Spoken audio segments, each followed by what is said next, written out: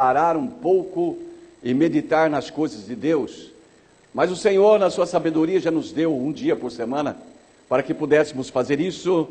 E sabiamente nós separamos esse tempo para meditarmos nas coisas de Deus, fortalecer as nossas vidas e assim a gente poder continuar a enfrentar, as lutas dessa vida. Eu estava pensando aqui, se tivesse acontecido alguma coisa com o irmão Jefferson, que tristeza para nós, Mas como Deus guardou lá, e como Deus tem guardado os seus servos, é um forte testemunho para as nossas vidas, estas coisas.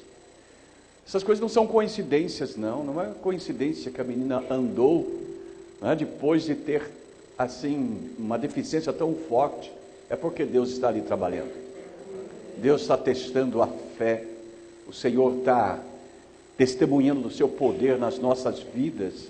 E muitas vezes nós temos que parar um pouquinho para sentir Deus, para que a gente possa realmente viver, e poder dizer às pessoas: eu sinto Deus em mim, eu sinto a presença do Senhor no meu coração. Eu queria fazer nesse momento que nós fizéssemos isso. Eu queria que você colocasse a sua mão sobre o seu coração agora, e você curvasse a sua fronte um instante e dissesse: Senhor, eu quero ter um testemunho forte da Tua presença no meu coração. Eu quero Te sentir. Fala isso, Senhor, e procura sentir a presença do Senhor no seu ser, em você. Senhor amado, sê com seus servos agora, Senhor, com aqueles que estão em paz, transmitindo uma paz ainda maior, a Tua paz. Mas aqueles que vieram aflitos, que vieram temerosos de alguma coisa, Senhor, transmite-lhes, Senhor, o Teu poder, a Tua força, para que eles alcancem, Senhor, esta firmeza, esta paz. Ó Senhor, manifesta nos corações dos Teus servos agora, que eles possam Te sentir, Senhor, como um verdadeiro testemunho da Tua presença nas suas vidas. Ó Deus, sabemos que Tu operas em nós, para a manifestação da Tua glória nas nossas vidas. E nós cremos nisso tudo, por causa do nome santo e glorioso de Jesus. Amém. Amém, meus irmãos. É bom sentir o Senhor em nós. Muito bom. E agora cumprimente o seu irmão de trás, da frente. Diga que você tem muita alegria em vê-lo, em vê-la. Estou feliz com a sua presença. Amém.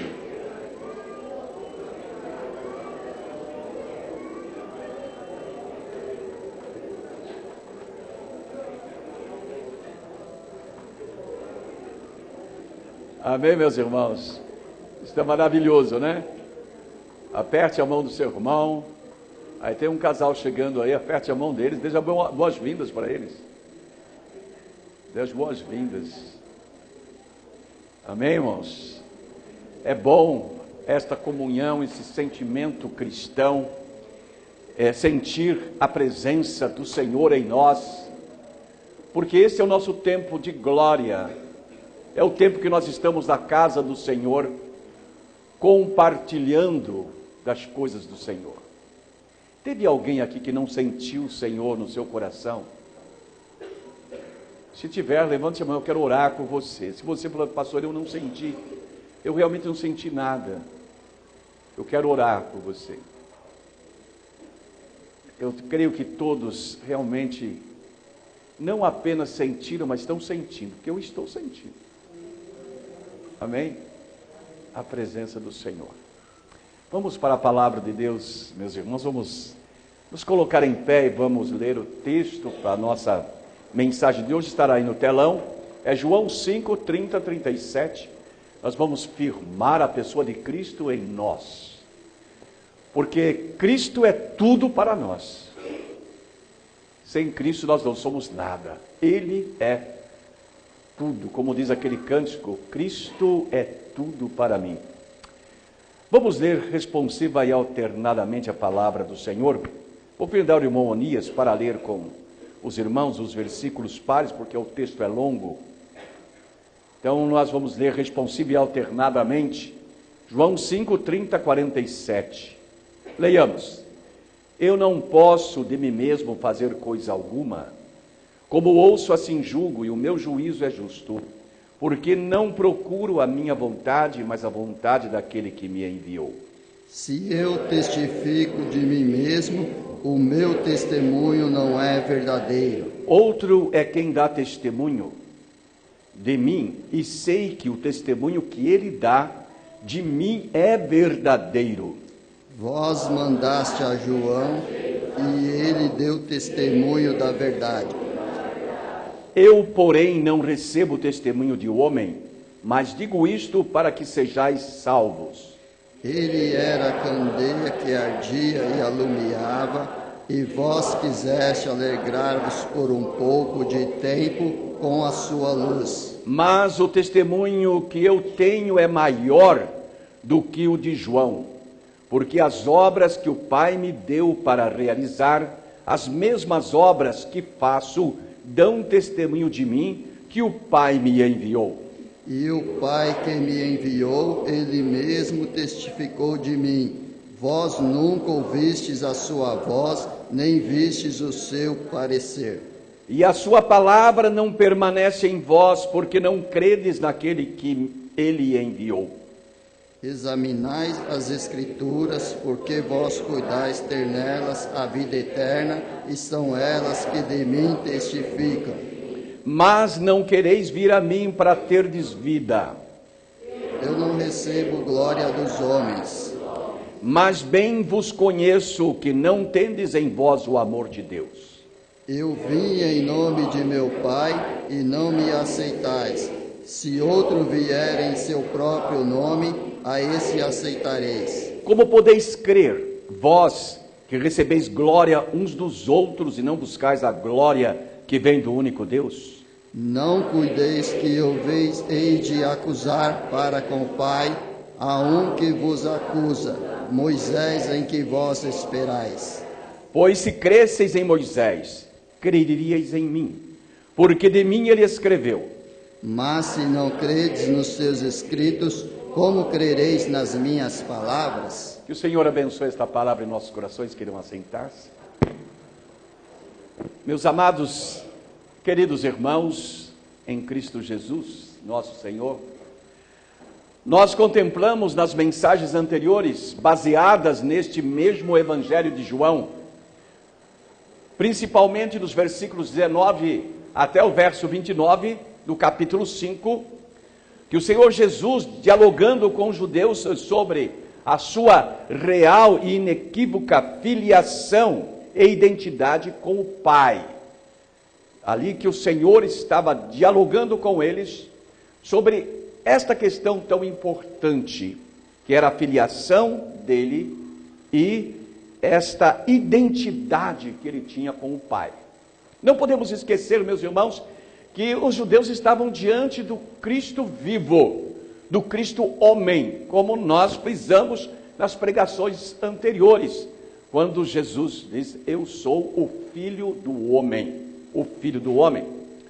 Então os judeus haviam, meus irmãos, acusado Jesus de blasfemar contra Deus, se dizendo ser o Filho de Deus.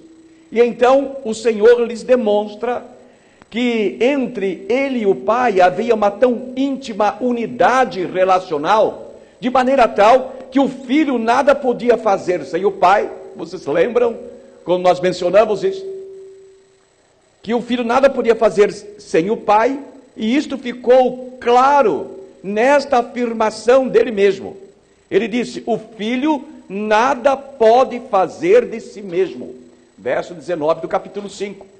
E com esta outra que está em João capítulo 5, versículo 10, ou no capítulo 10, versículo 30, melhor dizendo aos irmãos, aonde ele diz: eu e o Pai somos um, significando que a vontade e a ação do Pai e do Filho são ao mesmo tempo uma só. A ação do Pai e do Filho, a vontade do Pai e do Filho é única, é uma só. Ora, o Senhor busca levá-los a compreender que resulta desta relação plena identidade e harmonia entre o Pai e o Filho. E nós também precisamos crer nesta harmonia que há entre Cristo e o Pai. Quando nós evocamos ao Pai em nome do Senhor, estamos realmente evocando esta unidade entre o Pai e o Filho. E estamos fazendo exatamente o que a Bíblia manda que nós façamos. Aquele que honra o Filho, honra o Pai. Quem não honra o Filho, não honra o Pai. Então nós estamos honrando o Pai e o Filho, conforme as Escrituras. E como nós já bem sabemos, a missão de Jesus se baseia na autoridade do amor do Pai ao Filho. E desse amor emanam suas obras. E emanarão, como diz a palavra, nas palavras do próprio Jesus, maiores obras do que estas, que são para nós os sinais e maravilhas operados por Jesus. A cura dos enfermos, a libertação dos oprimidos de Satanás, a vivificação dos pecadores e a ressurreição dos mortos fisicamente.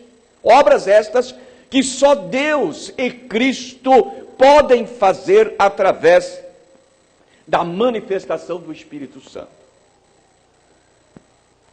Hoje, meus irmãos, dando continuidade em nossa meditação em João 5, iremos falar sobre o tema 4 testemunhos da divindade de Jesus, fundamentados nesse texto de João, capítulo 5, do verso 30 ao 47, que nós lemos aqui.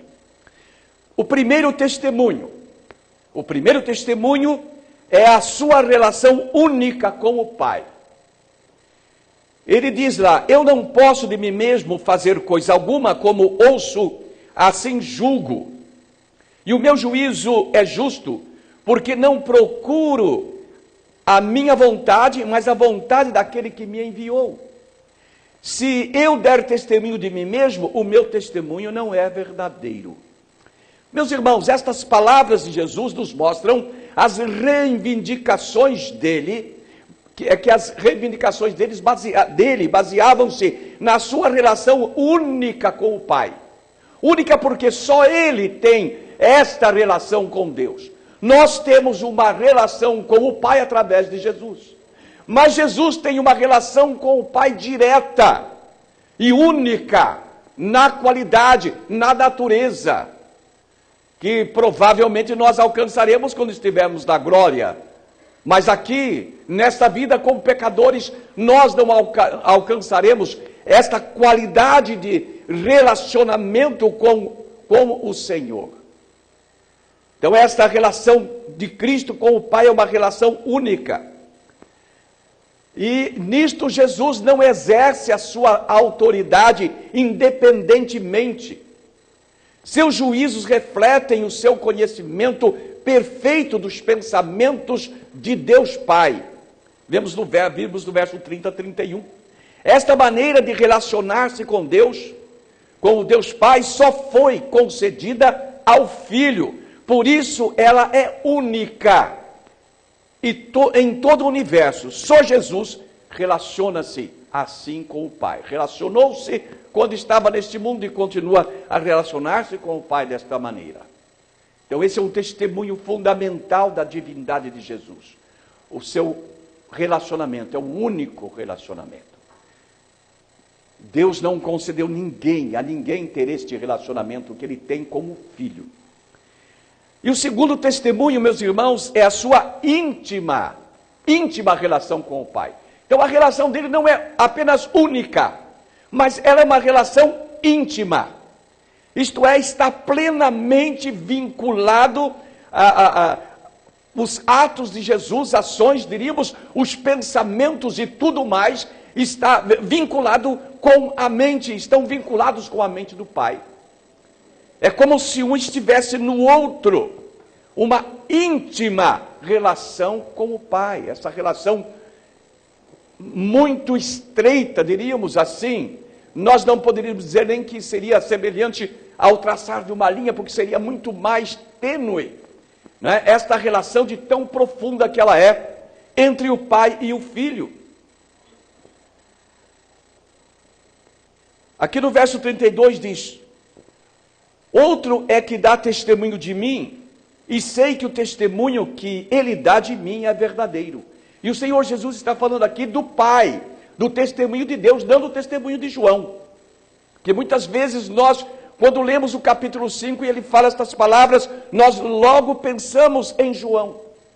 Mas ele está falando do relacionamento divino, do relacionamento celestial, desse relacionamento que é um relacionamento que vai além das coisas deste mundo. Ele é transcendental. É um relacionamento que só tem a mente de Deus com a mente do Filho, através da ação do Espírito Santo de Deus. Meus irmãos, as exigências de Jesus quanto ao reconhecimento de sua divindade pelos judeus não repousavam exclusivamente no seu próprio testemunho. Sua autoridade revela a autenticidade através de sua íntima relação com o Pai. Desta maneira, seu testemunho se fundamenta no testemunho do Pai. Outro é que testifica a meu respeito. E ele está falando de Deus, que Deus dá o testemunho a ele. Ele estava dialogando isto com os judeus. E há hoje muitos incrédulos que não querem crer e refutam este vínculo do Cristo homem com o Pai. Mas nós vemos pelas Escrituras e vemos pela nossa experiência espiritual, porque, meus irmãos, a vida espiritual não pode ser apenas uma vida de assistência ou uma vida de conhecimento, mas ela, antes de tudo, tem que ser uma vida experiencial. Por isso eu disse aos irmãos, vamos sentir Jesus em nós. Vamos experimentar, nem que seja por poucos segundos, esta presença do Senhor em nós. E é interessante que fica isto em nós, no nosso corpo, não apenas na nossa mente, mas nós sentimos o fluir do Senhor em nós. Porque a vida espiritual, ela é, acima de tudo, uma vida de experiência. É uma vida em que nós temos o testemunho de Deus agindo em nós. E isto é que reflete a grande bênção de Deus para os seres humanos.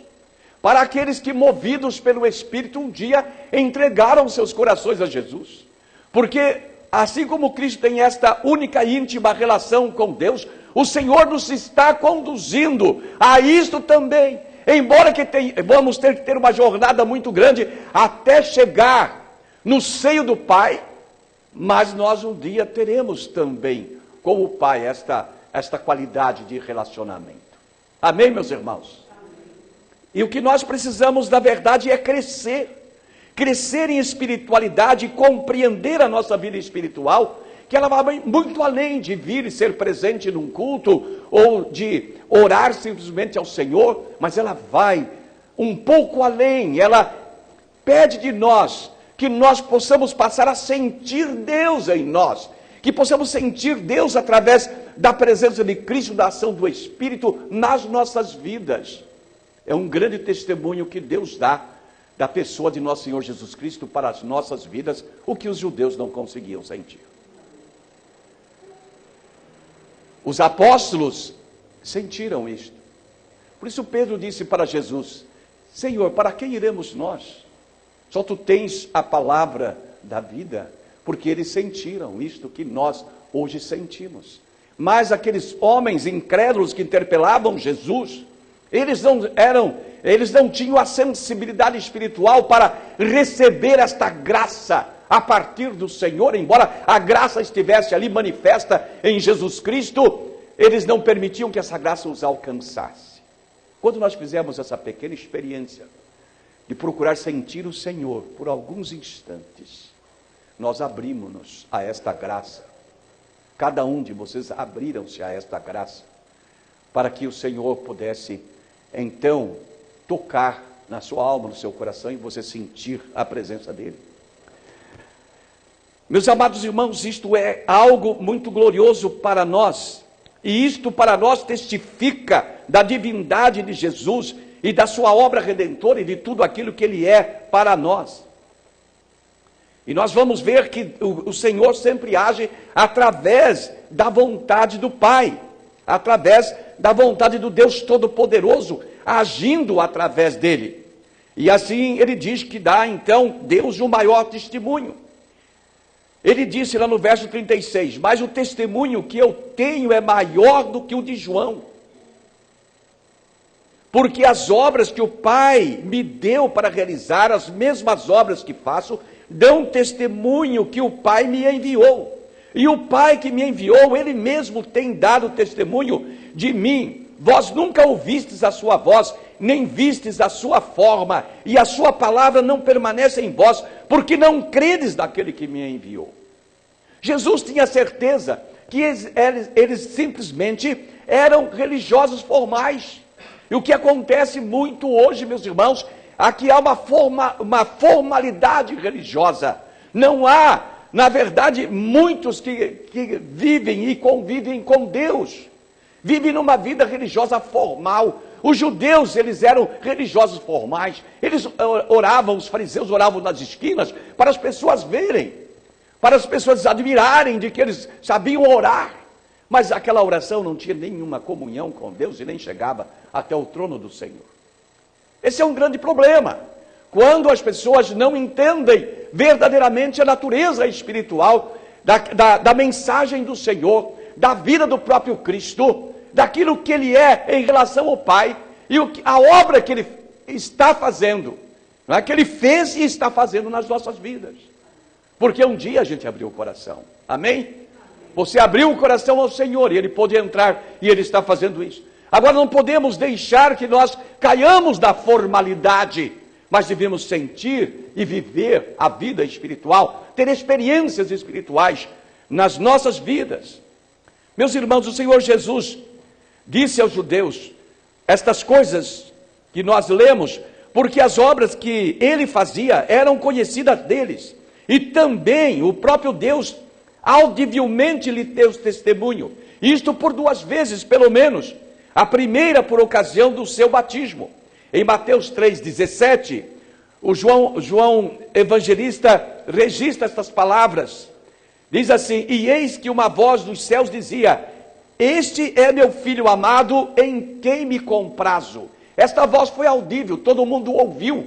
E isto correu por todas as partes da Judéia. Deus falou, foi ouvido a voz do Senhor, quando o Senhor foi lançado nas águas do batismo. E a outra, lá no Monte da Transfiguração, em Mateus capítulo 17, versículo 5, dizia: estando ele ainda a falar, eis que uma nuvem luminosa os cobriu, e dela saiu uma voz que dizia: este é meu filho amado, em quem me comprazo. A ele ouvi.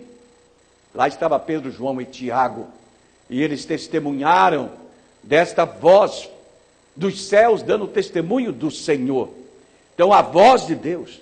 Deus não testemunhou de mais ninguém audivelmente, somente de Cristo, mostrando com essa atitude divina a íntima relação existente entre o Pai e o Filho, Jesus Cristo. Amém, meus irmãos? Nós temos um Salvador autêntico, um Salvador enviado por Deus, para que nós tenhamos esta glória. Porque, meus irmãos, ser salvos em Cristo é uma glória dada por Deus a nós, e nós devemos honrar esta bênção nas nossas vidas, meus amados. Devemos sentir, nós somos salvos pelo Senhor, e nós estamos salvos, que somos salvos pela graça do Senhor. Nós não somos salvos pelas obras que nós fazemos. Nossas obras são importantíssimas, porque terão um tesouro no céu. A partir das obras, nossas obras nos acompanharão, mas elas nada servem para a salvação. A salvação é mérito exclusivo do Senhor. da bênção de Deus para conosco, para que nós pudéssemos também um dia ter esta única e íntima relação com o nosso Deus, a semelhança do nosso Senhor Jesus Cristo, e certamente um dia nós a teremos.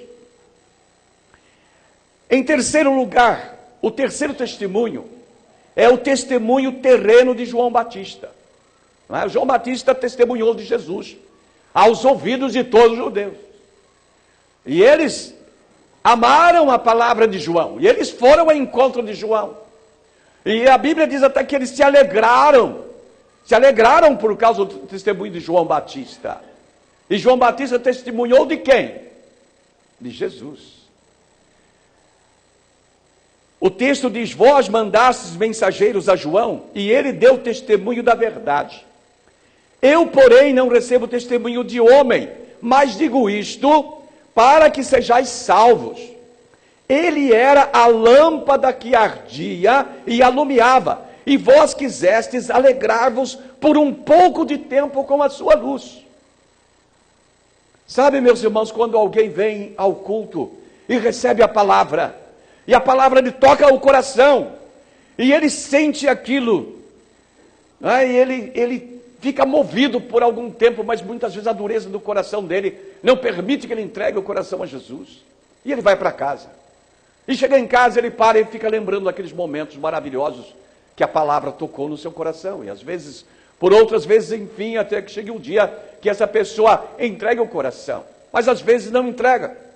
Eu me lembro da minha experiência, logo que a gente começou a trabalhar por essas regiões aqui, o nosso salãozinho era bem aqui, assim, bem pequeno aqui, nesse lugar aqui, e tinha um cidadão que ele assistia todos os cultos. Nós vimos aqui às 3 horas da tarde até às 5 da tarde, e ele assistia todos os dias o culto que a gente fazia, e ele ouvia a palavra, e ele chorava, ele sentia a palavra no coração dele, mas ele não entregava o coração a Jesus. E eu fico pensando, quando ele chega em casa, ele deve estar lembrando deste toque divino no seu coração, mas ele não aceitava, ele não cria no poder do Senhor. E eu não sei o que foi feito da vida desse homem, porque depois de um tempo ele não apareceu mais por aqui. Mas uma coisa certa é que a palavra sempre marcava o coração dele, porque derramava lágrimas e mais lágrimas nos seus olhos, pelo poder da palavra, a palavra tocando no coração dele. E certamente quando ele recordava isto, ele se alegrava em sentir Deus na vida dele. Parece-me que aconteceu a mesma coisa com os judeus. Os judeus, eles ouviam o testemunho de João, e a Bíblia diz que eles até se alegravam com o testemunho de João, mas eles não receberam profundamente nos seus corações. Quando Jesus se apresentou, eles não receberam a Jesus. O texto de João diz: ele veio para os seus, e os seus não os receberam. Mas nós o recebemos. Amém? Nós recebemos Jesus no nosso coração, na nossa vida, e somos abençoados, e nós não nos alegramos apenas por um instante, nós alegramos por toda a nossa vida, pelo poder do Espírito Santo em nós. Amém? Isto é uma maravilha, meus irmãos. Então diz a palavra para nós aqui: este veio como testemunha, a fim de dar testemunho da luz, para que todos crescem por meio dele. Ele não era a luz, mas veio para dar testemunho da luz. João, em suas pregações, deu testemunho de Jesus ao dizer àqueles homens que vinham a ele, como está em João capítulo 1, versos 23, o verso 23, por exemplo. Respondeu ele: eu sou a voz do que clama no deserto, endireitai o caminho do Senhor, como disse o profeta Isaías. Então, o primeiro testemunho de João, falando da pessoa de Jesus: eu vim aqui para preparar o caminho ao Senhor, que logo, quando João sairia de cena, conforme a vontade de Deus, Jesus iria então entrar em cena com o caminho preparado, os corações que deveriam estar preparados. E em Marcos capítulo 1:7, nós lemos lá: e pregava, está falando de João Batista, e pregava dizendo: após mim vem aquele que é mais poderoso do que eu, de quem eu não sou digno de inclinando-me, desatar a correia das alpacas. Eles tinham que entender que João estava falando de alguém muito superior, de alguém que não era deste mundo, de alguém que era do mundo transcendente, que era divino e celestial, que estaria entre eles como homem, para lhes trazer a palavra do Senhor. Em João capítulo 1, verso 29, diz o texto ali: no dia seguinte, João viu a Jesus que vinha para ele, e disse: eis o Cordeiro de Deus, que tira o pecado do mundo. Eles foram indesculpáveis. Eles tiveram um testemunho, o testemunho de Deus e o testemunho do homem. João veio testificando de Jesus para eles, mas eles tinham o coração muito duro. Ainda em João capítulo 1, verso 36, diz o texto que João, olhando para Jesus, que passava, disse: eis aí o Cordeiro de Deus que tira o pecado do mundo. Jesus fisicamente, passando, chegando ali perto do Rio Jordão, João Batista estava pregando, e ele aponta para Jesus. Para o povo judeu estava aqui com ele, ouvindo a sua voz. Jesus estava passando e diz: eis aí o Cordeiro de Deus que tira o pecado do mundo. Para que eles os conhecessem, aquele que era o enviado de Deus, o Senhor Jesus, que veio para salvar a humanidade, para morrer na cruz. Mas ele veio para os seus, e os seus não o receberam. Mas a todos quantos os receberam, ele deu deles o poder de ser chamados filhos de Deus. Amém? Amém? Mas todos que receberam, graças a Deus temos aqui uma multidão que recebeu Jesus. E teremos muitos outros que irão receber Jesus. Por isso, meus irmãos, nós devemos firmar as nossas estacas. Os irmãos devem orar muito a Deus para que nós ampliemos o número das nossas células, para que nós ganhemos tantas outras pessoas e apresentemos esse testemunho de Jesus a estas pessoas, elas possam ser transformadas e abençoadas. Amém, meus irmãos? Amém. Porque nós fomos abençoados e não vamos guardar a bênção para nós. Porque se você guardar a bênção só para você, isto é espírito egoísta e é pecado. Nós devemos fazer missões, como o pastor Ed estava falando aqui.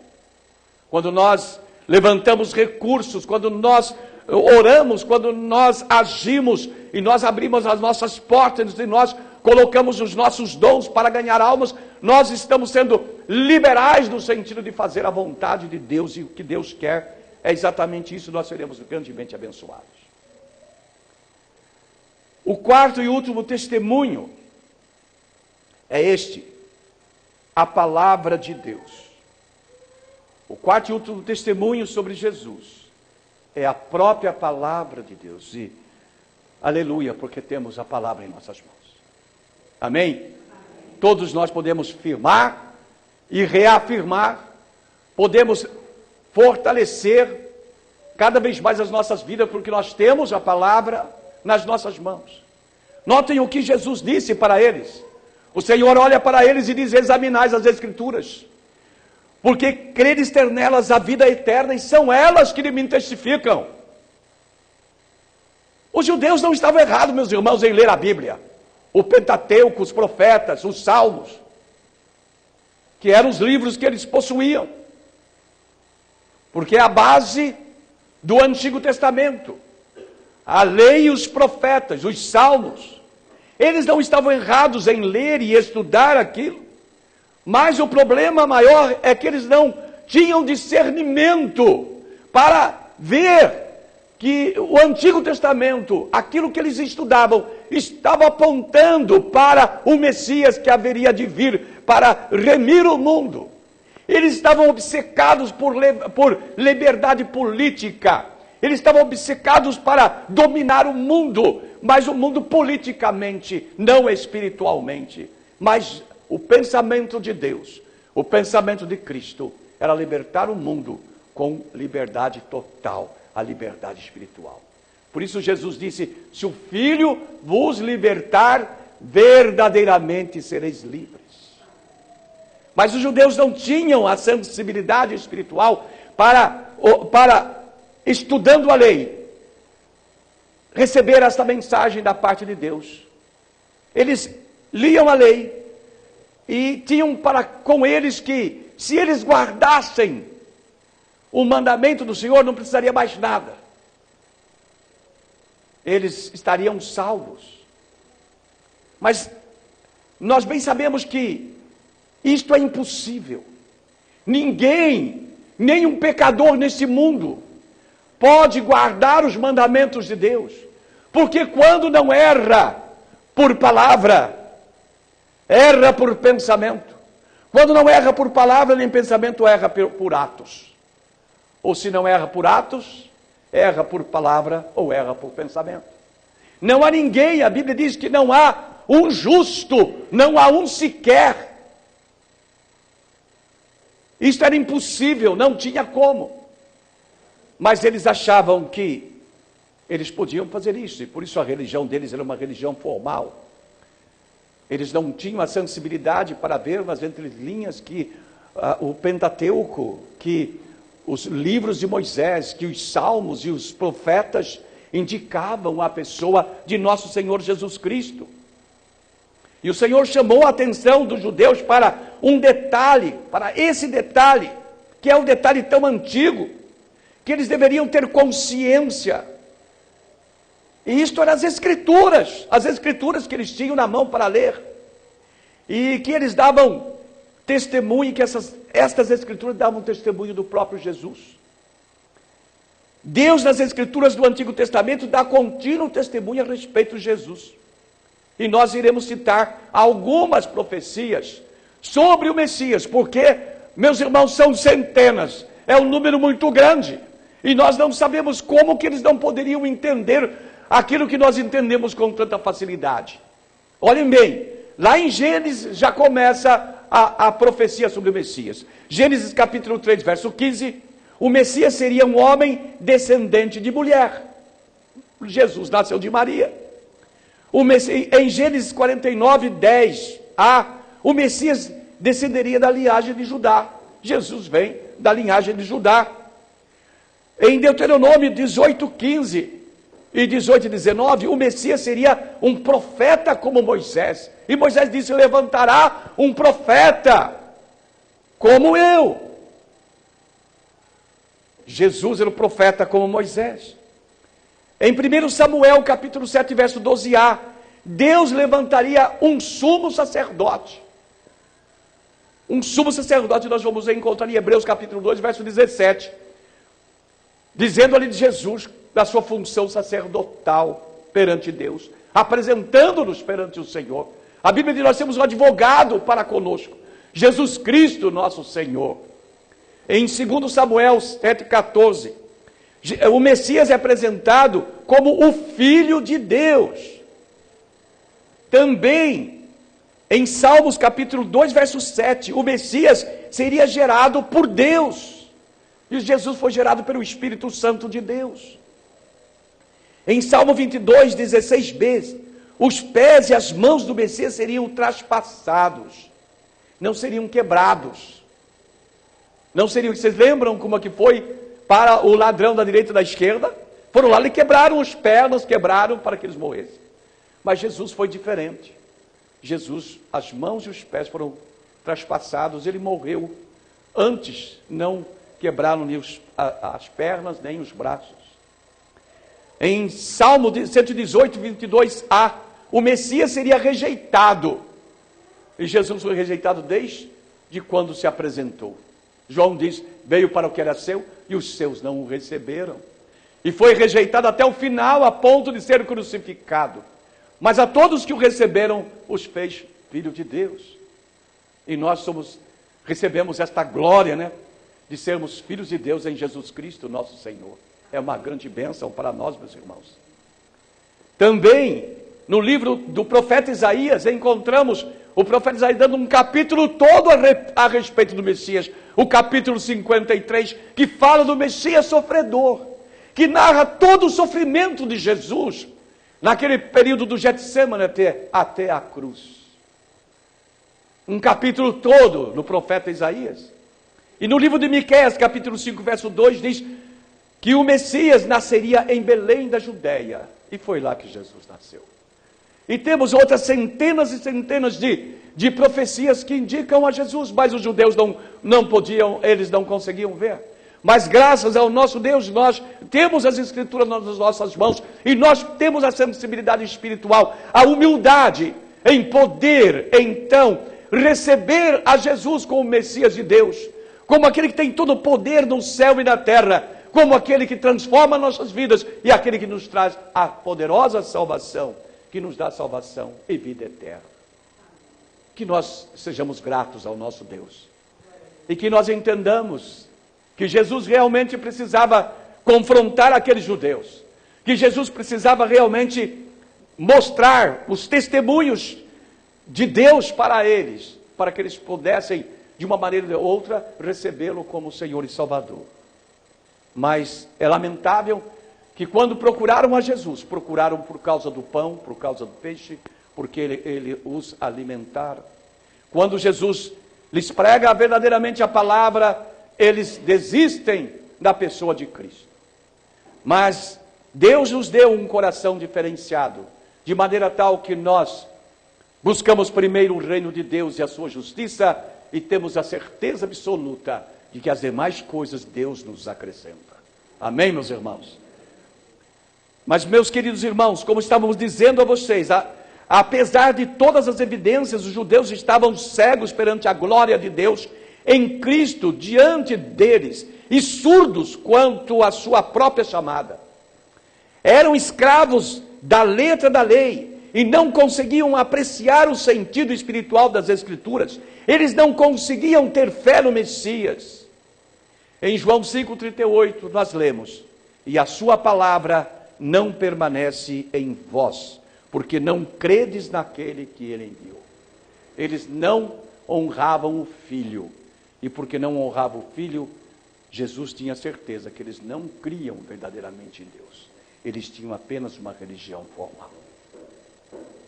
Apenas uma religião formal. E Deus quer muito mais do que simplesmente uma religião formal. Deus quer que nós nos envolvamos com Ele.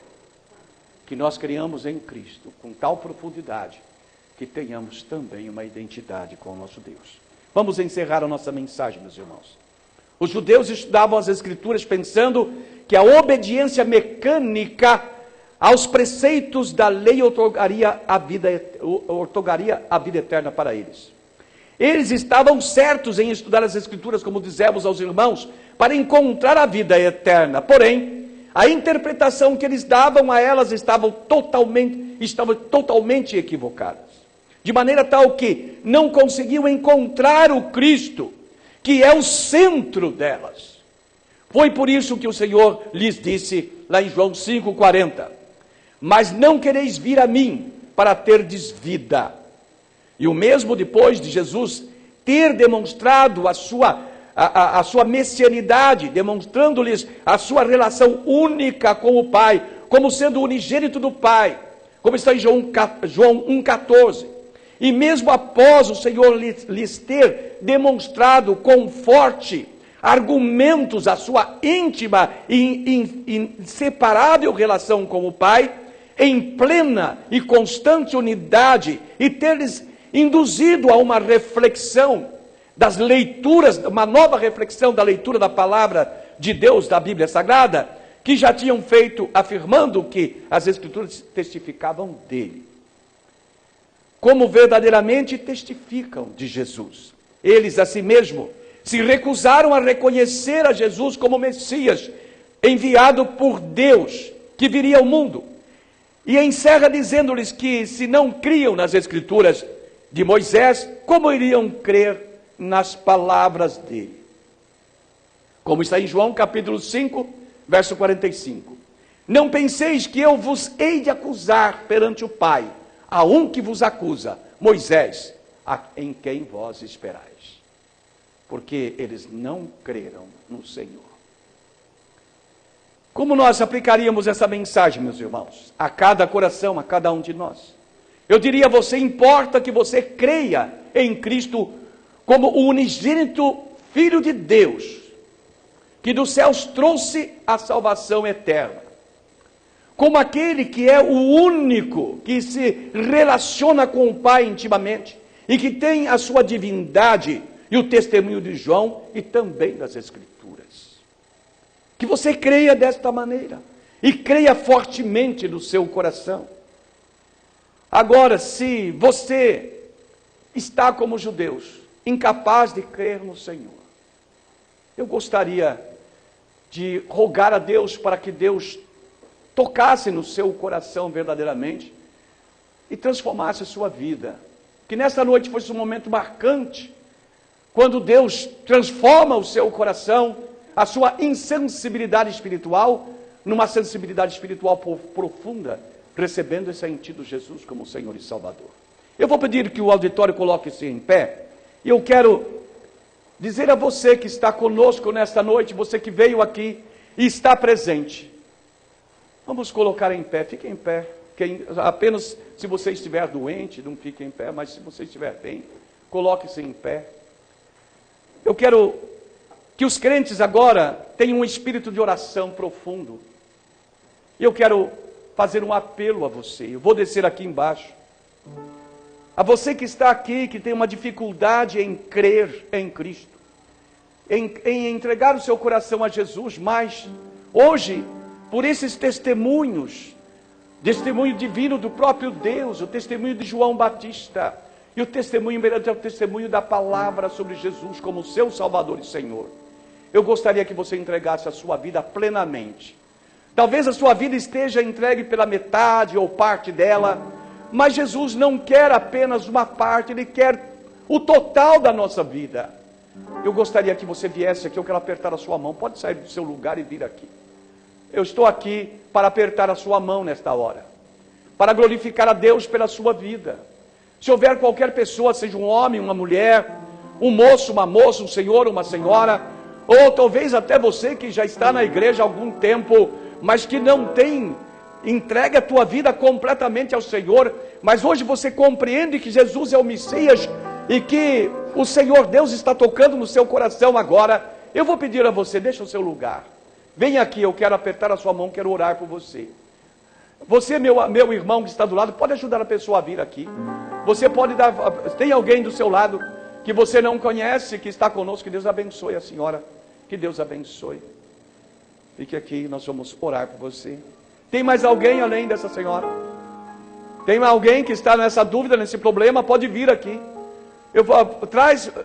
Convida a pessoa, você irmão, irmã, convida a pessoa, fala, vamos, eu vou com você lá. Eu vou com você. E vem aqui, porque o Senhor quer abençoar. O Senhor quer fazer uma grande obra na sua vida. O Senhor quer fazer algo extraordinário no seu coração. Mesmo que você esteja na igreja por muito tempo, mas que você ainda não tem áreas da sua vida que está fora do domínio de Jesus, mas você quer agora realmente se tornar um filho de Deus, deixar que Jesus tome conta completamente da sua vida. Esse é o momento. É o momento de Deus se levantar para esta glória. Pode ficar aqui à frente. Há mais alguém nesta noite? Os crentes continuem orando, orem com fervor, porque Deus, Ele quer ter a misericórdia, Ele tem a misericórdia, mas nós precisamos buscar fazer com que jorre a misericórdia do Senhor para aqueles que estão precisando, porque o inimigo também impede, o inimigo também trabalha, mas você vai quebrar essa corrente para que essa pessoa possa deixar o seu lugar e vir aqui, para que eu ore por ela. Mesmo que você esteja na galeria, pode deixar o seu lugar e vir aqui. Mesmo que você esteja aí, mesmo que você seja um jovem, que você já seja batizado, mas que a tua vida não está em Cristo ainda, o meu convite é esse. Vem agora aqui, porque Deus quer te abençoar. O Senhor quer te abençoar. Nós temos um hino marcado para nós cantarmos. Vamos cantar este hino enquanto eu oro por estas pessoas. Senhor, nosso Deus, nosso Pai, estamos aqui, ó Deus, com Gabriel, ó Deus, com a Dolores. Estamos aqui, ó Deus, com esta senhora. Qual o seu nome? Elizabeth. A Elizabeth, Senhor. Estamos aqui, Senhor Deus, também com a Andréia, Senhor Deus. Essas pessoas que humildemente, Senhor, desta noite, abrem o seu coração completamente para Jesus. Ó Senhor Jesus, converte e toma conta de todas as áreas da vida destas pessoas. Abençoe-as, ó Deus, com a tua bênção. E a essa senhora Elizabeth, Senhor, fortalece o seu coração, a sua alma. Ó Deus, com o teu Espírito Santo, Senhor, ameniza a dor do seu coração, e pelo teu Santo Espírito dá esperanças para ela, para o dia de amanhã, e concede, Senhor Deus, que as vitórias para a sua vida venham dos altos céus. Concede, ó Deus, a estes nossos irmãos em Cristo, Senhor, que agora entregam todas as áreas dos seus corações, que eles sejam vitoriosos, ó Pai. Ó Deus, atende-nos, porque nós oramos por eles e os abençoamos nesta hora, no nome santo e glorioso de Jesus, que vive e reina em glória hoje e para sempre. Amém. Que Deus nos abençoe. Vamos entoar o cântico, porque Deus falou aos corações, abençoou estas vidas. Podem voltar aos seus lugares, nós vamos louvar a Deus, cantando o cântico mencionado aí no nosso cântico para hoje. Vamos louvar a Deus e glorificar o Senhor grandemente. O hino que nós temos é o 335 do cantor cristão, o gozo da vida, porque com Cristo a nossa vida é maravilhosa. Nós não precisamos de que alguém prove sobre Jesus para nós. O próprio Cristo em nós é o nosso testemunho de fé e de vida. Amém? Cantemos. Eu quero ouvir todas as vozes. Eu quero ouvir a sua maravilhosa voz a cantar. Aquela voz dos meninos que estão lá atrás, que deveriam estar sentados aqui embaixo. Não é o seu lugar aí em cima, aqui embaixo. Quero ouvir a voz de vocês. Cristo amado, sei que na força do mal, do meu mestre, sempre será protetor. Tu me guardas, dando-me paz divinal. Eu contigo sempre serei vencedor. Cristo, mestre, sei que contigo sou vencedor. Dá-me graça, dá-me do seu poder redentor. Que alegria venho do meu Salvador, tenho graça, vida de amor paternal. Tudo posso, tudo por ti, meu Senhor. Deste mundo sou vencedor afinal. Cristo, mestre, sei que contigo sou vencedor. Dá-me graça, dá-me o teu poder redentor. Não duvido, Cristo, meu mestre, de ti. Creio em tua rica promessa, Jesus. Não me deixes, nem me rejeites aqui. Quero sempre ver tua face de luz. Cristo, mestre, sei que contigo sou vencedor. Dá-me graça, dá-me do seu poder redentor.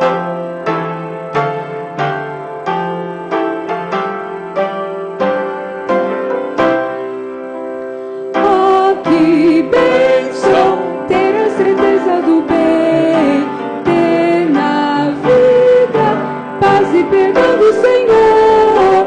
Muito alegre, Busca essa pátria de além, onde reina Cristo Jesus, cheio de amor. Cristo, mestre, sei que contigo sou vencedor. Dá-me graça, dá-me do teu poder redentor.